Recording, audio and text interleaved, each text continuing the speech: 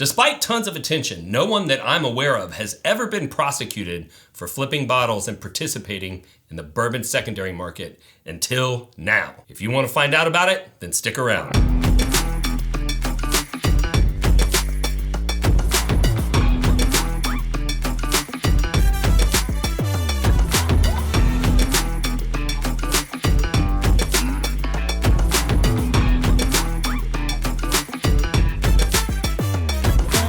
Before I get started, I have to take a moment to thank the Patreon members. You guys are the best. If you're watching this video, you should think of Patreon because the only reason we're able to produce this content is because of their monthly financial support. We love you guys and we thank you. Now, let's get into some of the disclaimers. First of all, I'm not aware of all criminal prosecutions. So if you know about a flipper who got prosecuted, and I'm saying that this is the first time, don't bite my head off. I kind of keep my ear to the ground on this type of thing. This is the first time I've actually heard about somebody being busted in this way. I will also say that I've heard of people getting busted by trying to do things on Craigslist where like local law enforcement set up a sting. But this is the first time that I've actually heard about a sting operation inside the bourbon secondary market on Facebook. Now, let's talk about the background and how all of this came to be. First of all, you need to know that the private transfer of alcohol without a license is illegal. Traditionally, though, the law was not really strictly enforced. So if you're thinking about illegal activity on one end of the spectrum, you have the gift of alcohol. If you have ever given somebody a bottle of wine for a special occasion, you are technically a bootlegger. But that's not how the law has been interpreted, and that's not how the law has been enforced. On the other end of the spectrum is an individual that's running a liquor store as a bootlegger without a license. And then there's everything in between. So the way that I came into possession of this information was a BRTC member reached out to me and they said, hey, you need to know that there's somebody that's in your group that was suspected that their profile has been taken over by regulatory authorities because this individual was bootlegging and they got caught up in a sting operation. And part of their plea bargain was that they had to give over their social media accounts to regulatory authorities so that they could pose as him and find more people who are breaking the law. And so that's something that, we don't allow any buy-sell trade transactions in BRTC. So I don't have to directly worry about getting in trouble through the group. But I do know that sometimes members get to know each other and they do things in private message. And I didn't want any members getting caught up in some sting operation.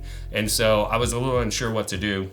I didn't know how to vet the information because I couldn't find anything online and I couldn't just reach out to the individual to get his side of the story because if in fact the rumors were true that it was regulatory authorities that were running the account, they're just going to lie as part of the sting operation. So I ended up blocking his profile, waited for him to reach out to me. When he did, I refused to talk online and I demanded that we speak over the phone because I figured it would be easier to identify if the person was telling the truth. And I ended up getting on the phone with this individual and I got the whole story. So basically, the reason why I'm drinking OWA is because this individual who has asked to remain nameless, I offered to have him come onto the show to, kind of vindicate his name. And he said, hey man, this is a dark chapter of my life and that's not what I'm trying to be known for. And so, I'm gonna have to decline. But he did give me the full story and he discovered that OWA is very plentiful in Ohio, but it is very scarce in Virginia. And so you can get it easily in Ohio, take it to Virginia, and there's plenty of people that are willing to pay a premium for it. And he, in the way that he makes his money, he had flexibility in his work schedule. So he was able to frequently make these trips up to Ohio. And what he would do is he would go up there and get OWA, he'd bring it down to Virginia, and he'd trade it for bigger bottles. And then he would take those bigger bottles back to Ohio and get even more OWA from people. And he would go through this cycle and he was building up the value of his total whiskey collection. And basically it made it so that he was able to drink whatever he wanted for free as long as he was able to make these trips. That was until he got arrested. So he had set up a trade in a parking lot in Virginia, and he had no idea that it was a sting operation. So he goes and he does the trade. As soon as he drives out of the parking lot, he gets pulled over by a regular law enforcement officer. And after he pulls over, 6 unmarked SUVs come sliding up around him. All of these agents from the local ABC jump out. They're all in full SWAT gear. They're all wearing bulletproof vests, and they basically scared the crap out of him. And I mean, they were treating him like they had just taken down, the biggest bootlegger ever. Like they caught, Remus or something, right? And so they've got him cuffed up. They were taking him in. They ended up charging him with 3 different law violations. From what I can remember, one of them had to do with the illegal sale of alcohol, and a couple of them had to do with the illegal transport of alcohol. And one of the rules he broke in 2 different counties. So they ended up charging him with 4 different crimes, and they seized his phone. They seized around 80 bottles of allocated whiskey that he had in his car, and they took his personal vehicle and impounded it.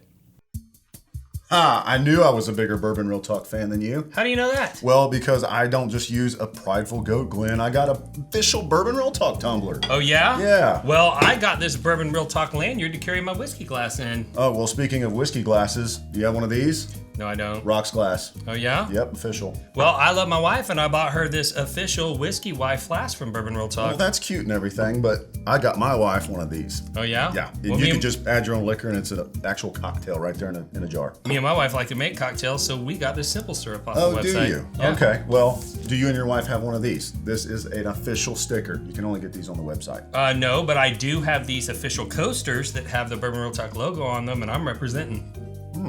Well, while you're representing those little coasters of yours, I've got an aroma kit. Do you? Yeah, so I can smell literally everything in bourbon. Everything. Well, I don't have that, but I do have this sample box that I keep all my samples in because I'm part of the community and I share samples. Yeah, but do you have Glen toppers that are officially Bourbon Real Talk? I don't have that, but I do have this large whiskey carrying case for my glasses so that I don't break them. See, I knew you had that. That's why I have the smaller version, okay? It packs more easily into your suitcase. Don't have to mess with that big old thing, okay? Suitcase, that's for lamos. Check this thing out. I have a Bourbon Real Talk bottle carrying bag. You can't beat that. I don't know if I can because... And on top of that, I have a Bourbon Real Talk t-shirt. I'm the bigger fan. Oh, I can beat that. Is it extra schmedium? No, I don't have an extra medium. Ha! Extra schmedium. You might be the bigger fan. You win. I knew it. So whether you're a Bourbon Real Talk superfan or simply looking for quality whiskey swag, head over to bourbonrealtalk.com today. They did ask him to give the password to his personal cell phone because they did want to go through it, but he refused, and at that point he lawyered up. So he was able to get out on bail, and once he got out, he still didn't have his phone, he still didn't have his car, and he had a hard time finding an attorney because there were no attorneys that had ever dealt with this type of charge before. So he was looking for somebody who had some experience, but as I mentioned in the intro, this is a very rare occurrence. And so he couldn't find anybody, but eventually he found somebody that was able to deal with this, that had some experience dealing with the prosecutor, and he felt comfortable moving forward. But it did take a little bit of time for all of this to get adjudicated. He spent several months not sleeping, believing that his life was effectively over, right? He got irrationally exuberant about hunting rare whiskey and figured out a way to get what everybody else wanted. And he had gone down this rabbit hole. And, he said, it had never dawned on me that I was a bootlegger until they arrested me and called me a bootlegger, right? He said, I just thought I was a guy that was, enterprising and willing to put in the work to get the whiskey that other people wanted, right? But he believed he was going to prison, right? And that this was going to be a serious issue. Now, he was very worried because he knew the authorities did have his phone, that they were going to gain access to his phone and get a history of transactions and start going after individuals. He definitely didn't want to drag anybody else into this nightmare that he was living. And so he started to reach out to some of the Facebook-based bourbon secondary market groups that he was a part of, and he would reach out to their leadership and basically said, hey, this is what's happened. I'm afraid that they're going to gain access through my account. You need to boot me, you need to ban me, you need to scrub everything associated with my name off of your deal. Some of the accounts, they just deleted the whole group and started over. Some of them, they basically scrubbed his existence out of the group. He also reached out to several individuals that he had recently done trades with to let them know about the possible danger. And that's really what caused the rumor mill to start. So how'd the case turn out? Well, the investigators thought that they had found this individual that was making tons of money bootlegging. But once they got in and started investigating, they realized that most of his transactions were trades, and that when he did sell for cash, he typically reinvested the money in bottles. And so it wasn't exactly the individual running a liquor store to pay his bills that they thought that they had found. And when I say liquor store, I mean an unlicensed liquor store. They just found somebody who was collecting whiskey. And so since it wasn't the big thing that they thought when they set up the sting, what he was doing was still illegal, but it wasn't worth them pursuing all of that. They dropped 3 of the 4 charges. They allowed him to plead guilty to a misdemeanor. And I can't remember if it was for illegal transport or illegal selling without a license, but whatever, he pled guilty to a misdemeanor. But they kept his car, and they actually made him pay a $2,000 fine to get his car back, which I thought was absolutely nuts. And they never actually gained access to his phone, though. They didn't go through the legal proceedings to get the court order to force him to do it and all of that stuff. But by the time all of this was adjudicated, he had already bought a new phone and whatnot, and they gave him the phone back. It was still locked. So in the aftermath, though, there were a lot of rumors that he was compromised, right? And that his social media accounts were under the control of authorities, and that there was this large sting operation, and that they were gathering information to go after all of these people on the secondary market for trading and so on and so forth. And there were even some rumors that he may even be in on it, right? That part of his plea bargain was to work with the authorities to, go out there and gather this information so that they can find other individuals that are, bad actors and breaking the law. The truth is, it takes a lot of resources to stop somebody for bootlegging. The federal authorities aren't really interested in pursuing small operators, and state authorities don't really care until they believe that the operation has reached the magnitude that it's negatively impacting their ability to collect alcohol taxes. And this means that if you buy a bottle in a state that's a flippable bottle, and you paid taxes on it when you purchased it, but then you decide that you're going to sell that bottle to somebody out of state and ship it, the state that you bought the bottle in, they probably don't care that you're flipping it because they got to collect their taxes. Now, the state that you're shipping into, they would care, but how would they know that you did it? And even if they did know, they don't have the resources to pursue such a small infraction. And they would literally have to extradite you from another state, bring you in to charge you and convict you of the crime of selling 1 bottle without a license. And it's difficult to even know who has jurisdiction in these situations. And this is why they really have not pursued individuals for breaking these laws, okay? It almost never gets pursued. It doesn't mean that they won't, though, right? They don't have the resources to go after small-time operators, but if they think that you're operating at a large enough level, they will pursue you. The only reason they went after this individual is because the information that they were able to gather indicated that they thought this was a much larger operation than it turned out to be. And so they were willing to apportion the resources and actually set up a sting. So should you be worried about giving away samples or a bottle and shipping it to the winner? I'm not, but there is a line that you don't want to cross. And that's when you are profiting like you are a business, but you don't have a license, right? And so I wouldn't be super worried about, swapping a bottle with a friend. They've got something you want, you've got something they want. We're not seeing people get pursued for that. But I do know that once you get to the point that you're running a liquor store without a license, state authorities start to care about that. So let's give away some whiskey. I was trying to figure out, like, what do I want to give away? And it's like, you know what? It doesn't matter. I'm just going to give away a good bottle. So this week we are going to give away a single barrel of Wilderness Trail Rye that I helped pick. It is cask strength at 104.86 proof, which is a little bit low for a cask strength, but if you know anything about Wilderness Trail, you know that they have really low barrel entry proofs, which creates a more robust flavor. So all you have to do to enter to win this bottle is to like, subscribe, ring the bell so that you know when more content's coming out. And every piece of content has a giveaway, so you're going to want to know.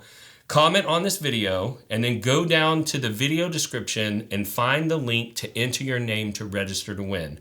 I'll run a randomizer. If you're the winner, I'll reach out to you. I'll get your shipping information and I'll get this bottle out to you absolutely for free.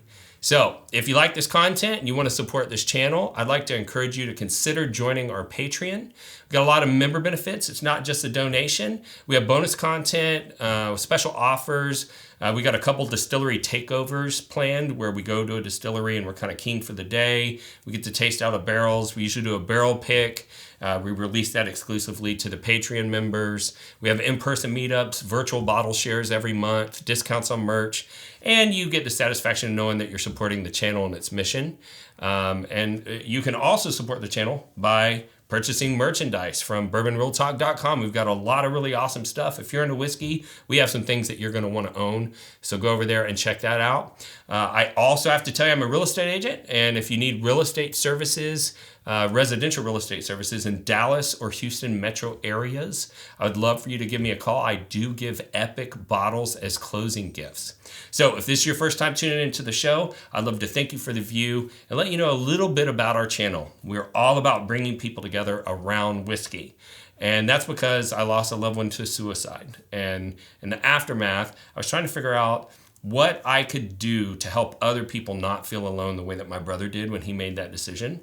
And I saw whiskey bringing people together. And so I figure if I can get you connected to whiskey, the whiskey will do the rest of the job and get you connected to others. But if we're going to have connection, we're going to have a forum that we can communicate with each other. And there's a lot of hate out there on whiskey forums. We call them trolls. And they taught us that, one, we need to start our own forum that was troll-free. And we have. It's Bourbon Real Talk Community. It's a free Facebook-based forum. You can go, you can join right now. But the second thing those trolls taught us was that if they can hate online, we can love online. And that's why we end every show the same way, and that's this. If you woke up this morning and you're unsure whether or not anyone loved you, just know that I love you. And we'll see you next time on Bourbon Real Talk.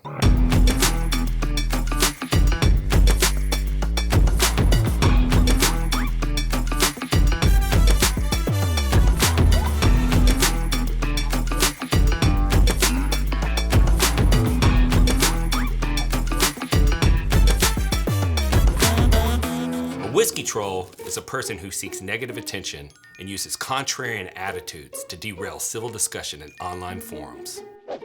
They communicate in ways they never would face-to-face because they're keyboard warriors. Their only goal is to make other people feel inferior. Hey guys, I'm new here. I just got my first Blanton's. And trust me, you probably paid way too much.